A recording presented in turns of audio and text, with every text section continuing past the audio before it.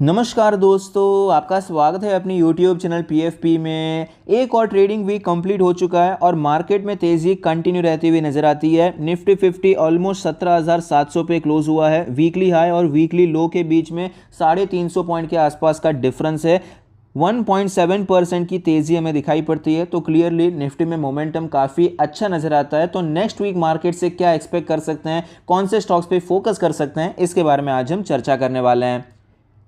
सबसे पहले FII DII activity पे नज़र डाल देते हैं। आप देख पाएंगे कंसिस्टेंटली अभी FIIs खरीदारी करते हुए नज़र आते हैं। यहाँ पर DII सेलिंग कर रहे हैं, लेकिन जितना FIIs माल खरीद रहे हैं उतनी सेलिंग आपको DIIs की तरफ से होती हुई नज़र नहीं आती है। तो क्लियरली जो मेन प्रॉब्लम चल रहा था मार्केट में, जो प्रेशर चल रहा था, वो अभी आपको खत्म होता हुआ नज़र आता है। कमोडिटी के बारे में बात करें तो क्रूड ऑयल में आप देख पाएंगे क्रूशियल लेवल पर आपको ये ट्रेड करता हुआ नजर आता है। 7,000 का लेवल काफ़ी ज़्यादा इंपॉर्टेंट है। यहाँ से ब्रेकआउट हुआ, सपोर्ट लेकर आपको ये ऊपर जाता हुआ नजर आया, वापस ये उसी लेवल पे आ चुका है और यहाँ पर आपको एक ट्रेंड लाइन भी नजर आती है। दो चीज़ें हो सकती है, या तो ये कॉन्सोलिडेट करके ब्रेकडाउन हो जाए या फिर आपको ब्रेकआउट देखने को मिल सकता है। ब्रेकआउट होता है तो थोड़ी बहुत तेज़ी आ सकती है। 8,000, 8,500 ये सारे लेवल्स हमें क्रूड ऑयल में वापस टेस्ट होते हुए नजर आ सकते हैं। अगर ब्रेकडाउन हो जाता है तो ये तो सोने पे सुहागा हो जाएगा, मार्केट आपको और भी ज़्यादा स्ट्रांग होता हुआ नजर आ सकता है। तो क्रूड ऑयल पे नज़र बनाकर रखनी चाहिए। अगर ये ब्रेकआउट होता है तो ये एक पॉसिबल रीज़न हो सकता है कि मार्केट में थोड़ी बहुत प्रॉफिट बुकिंग देखने को मिले।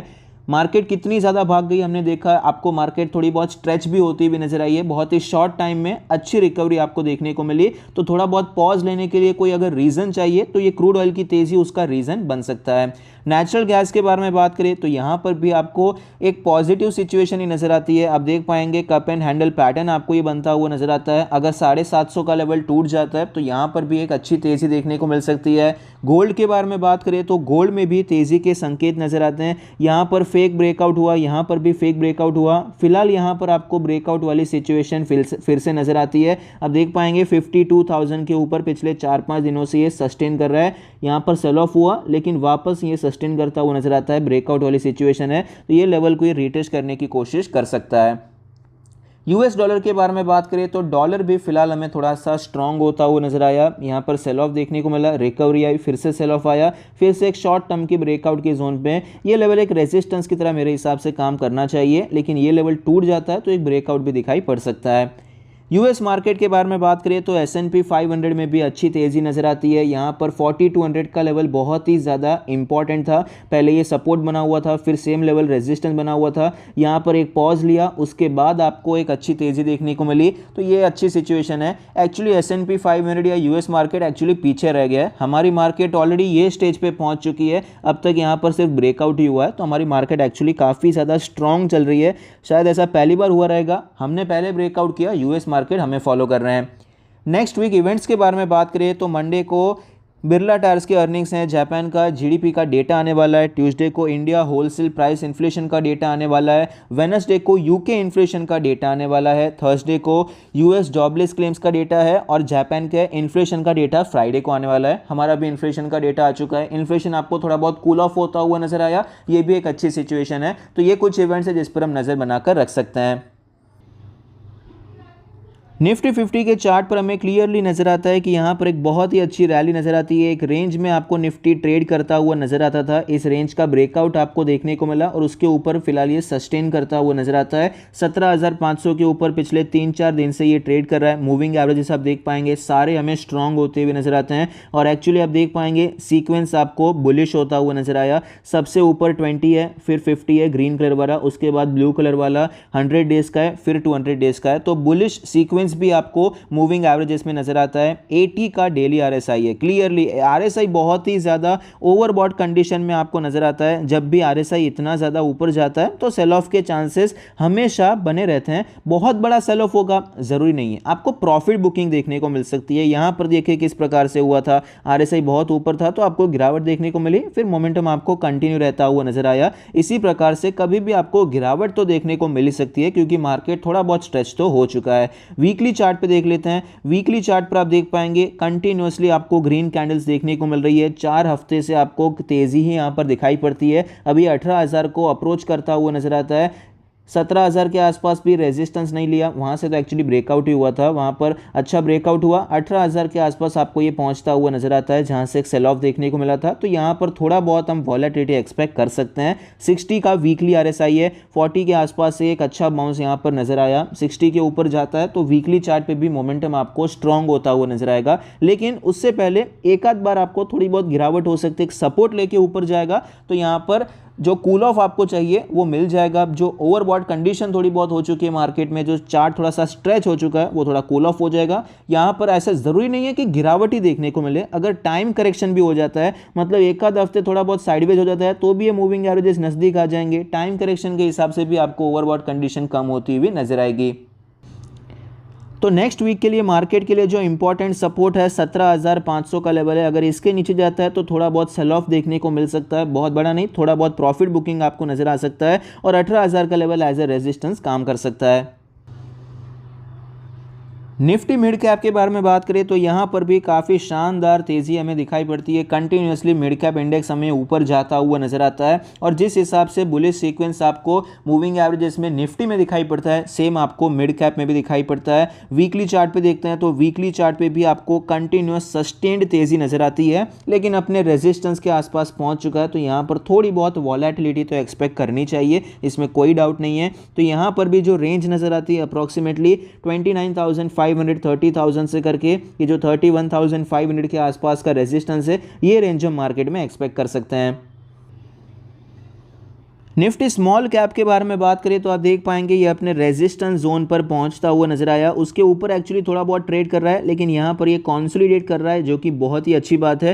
कंसोलिडेट करके अगर यहां पर ब्रेकआउट होता है तो उसके सस्टेन होने के चांसेस बढ़ जाते हैं। अपना 200 डेज का मूविंग एवरेज भी 9,500 के लेवल पर है, रेजिस्टेंस भी 9,500 के लेवल पर है, तो ये एक आध हफ्ते से यहाँ पर ट्रेड भी कर रहा है। अब यहाँ पर ब्रेकआउट होता है तो ये सस्टेन होने के चांसेस बढ़ जाएंगे। वीकली चार्ट पर आप देख पाएंगे कितना इंपॉर्टेंट लेवल है, यहाँ पर आपको इसकी इंपॉर्टेंस नजर आती है। कंटिन्यूअसली यहाँ पर इसने पहले कई बार सपोर्ट लिया था, रेजिस्टेंस लेके नीचे आया, तो अगर यहाँ से ऊपर जाता है तो आपको एक अच्छी रैली देखने को मिल सकती है, ट्रेंड लाइन का ब्रेकआउट भी नजर आ सकता है। सबसे पहला स्टॉक जहां पर हम नजर बनाकर रख सकते हैं वो है रिलायंस इंडस्ट्री। 2633 का लास्ट ट्रेड प्राइस है। फाइनेंशियल ट्रेंड आप देख सकते हैं काफी अच्छा है, रेवेन्यू प्रॉफिट कंटिन्यूअसली ऊपर जा रहा है।